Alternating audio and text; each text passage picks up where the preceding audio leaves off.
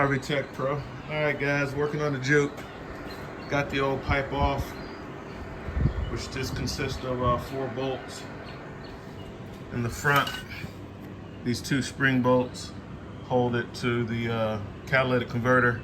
It bolts on, and in the rear, it's 2 studs with 2 nuts. One of them snapped off. So I'll deal with that. I'll just drill it out because on the back of that one, it's just like a flat head, like an elevator bolt. It's just like an elevator bolt. It's just flat on the back with a stud. So I'll drill it out, and I probably do have some elevator bolts. So I'll either through bolt it and or I'll use an elevator bolt, no problem, either way. Matching up both of these. This is the new piece, this is the old piece. And there's the Juke. It's pretty wide open under there. There's really nothing in the way. I'm thinking now that the only reason that they, take a look under here. The only reason that they put it in 2 pieces is to make it easier to ship. So as you can see, you got the catalytic converter right there. Heat shielding and stuff going all the way down. And then the muffler way back there in the back. There's really nothing to navigate around. It's all wide open under here, as you can see. And then it hits the muffler back there. You can see the pipe. Of course, I have jack stands and a backup jack stand. That's just my backup jack stand right there. I have the carbon jack stand and ramps. So pretty straightforward job. These little things, the hangers, you see how it bubbles out at the end, so after you get it in, it doesn't come out. Well, they're hard. It makes it really hard for them to come out, so I just cut them off. So I got to use that new IPA diamond wheel. It worked great with the snap-on. Tell you something I found out about the snap-on, because the way I had to choke up on it.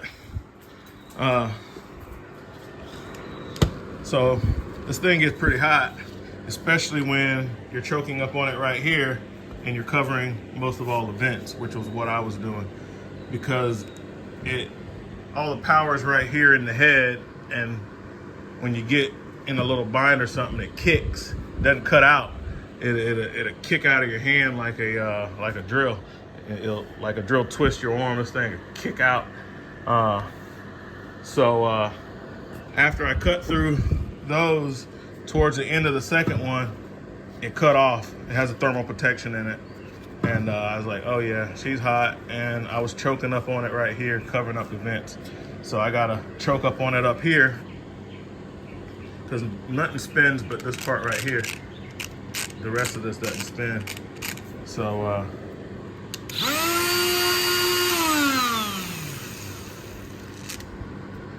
sounds a little weird. At the end, here, that little, I don't know what's up with that. I use this thing as much as I can. Most of the time, Snap-on power tools come with like a 1-year warranty. But if you got a good dealer, he's gonna look out for you anyway. And if you don't have a good dealer and you feel that your stuff should have been warranted, just buy another one and then warranty it out, the old one, and do it like that. If it helps your dealer out to do it like that. On something like this, you probably don't want to buy another one, but like on little stuff that don't cost so much, you can do that, like $100 or something. All right, so like I said, this is matching up good. It doesn't have the heat shields, and I know I could try to transfer them off, but all that stuff's just gonna break. Then I can self-tap them back in. I'll try to transfer over, and this part rusted out anyway.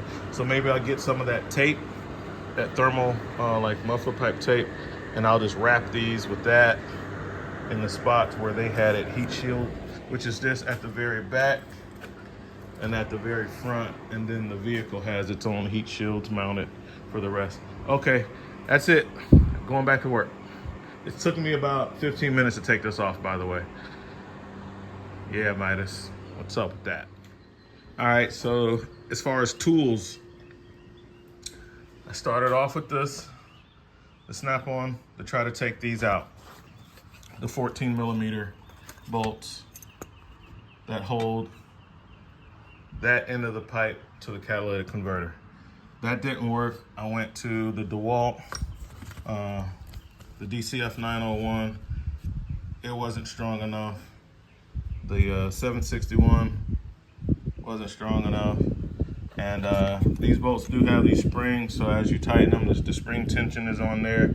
I had to go to this guy, the DCF 891. Now this is a super compact, and you can see how that is not much bigger than that stubby impact wrench. So, but it has the power of a full-size high torque. So it took both of those out, no problem. When it came to the other end, taking these nuts off, again, 14mm nuts, it snapped one off and it took one out. So one came out, one snapped off. Now taking these heat shields off, I use the Mac, and this is a 1/4-inch drive. All right, it broke one off, snapped that one off, took that one out. On that band clamp right there, snapped that off. Came down here, one came out, one snapped off. So, and I know people are gonna say, oh, you should have used some kind of PB blaster or something. Well, I did that on some of the other ones. It didn't matter. One snapped off, one came out. So, and then I did one dry and it came out, seemed like easier on the larger bolts, even without the PB blaster. So I guess sometimes that stuff works, sometimes it doesn't, who knows. I had mixed reviews with it, so doesn't really matter to me. I'm getting them out. They're coming out. The impact wrenches, I'm pretty sure they all probably would have snapped off with a regular ratchet. The impacting is knocking some of the rust off as you take it off, so the impact wrench is the way to go on these. So now I got the heat shields off. I gotta go grab me some clamps, and I'm still gonna get some of that muffler tape because this shield used to go all the way up here. And the other part rusted out, so and I'm gonna have to slide it back here. A couple self-tappers, put that on. This one was, see, that part is welded on, that part of the clamp, so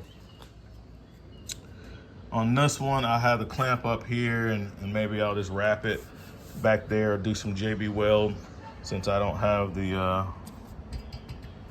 a welder or anything to weld on that end of the strap like they did. But it's coming along. It didn't take long. I'd say it took me about 15 minutes to pull the car up, get it up in the air on the ramps and the jack stands.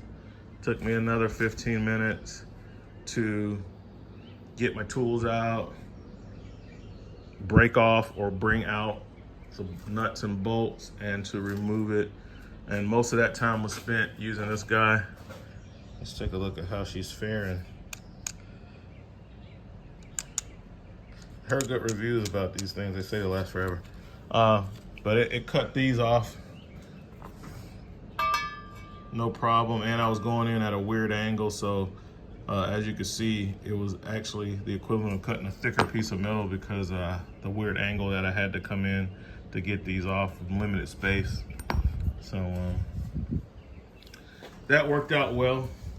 Small wheel in a tight area. It worked out well instead of my my big angle grinder, my Craftsman. All right, so I gotta make a store run.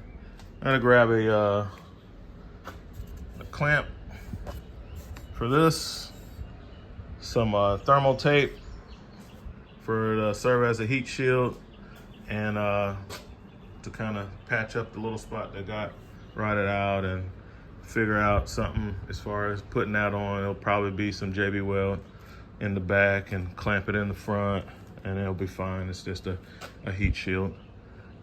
Or if not, I'll just wrap it in that muffler tape. See you guys in a bit. All right, guys, so it's done. Wasn't that bad. The noise you hear is my truck. Show you what we got under here. We got a job to go to. I gotta go work on the air conditioner. So, as you can see, from the catalytic converter, I put new hardware in. Whenever I can, I'll do new hardware. This is the new pipe, new resonator pipe. Got some exhaust clamps to clamp the heat shields on, and the other heat shields I put self-tappers in like I talked about. So you got clamps, new pipe, new hardware, all the way down the line. Mission accomplished. We'll get this thing down and get on the road.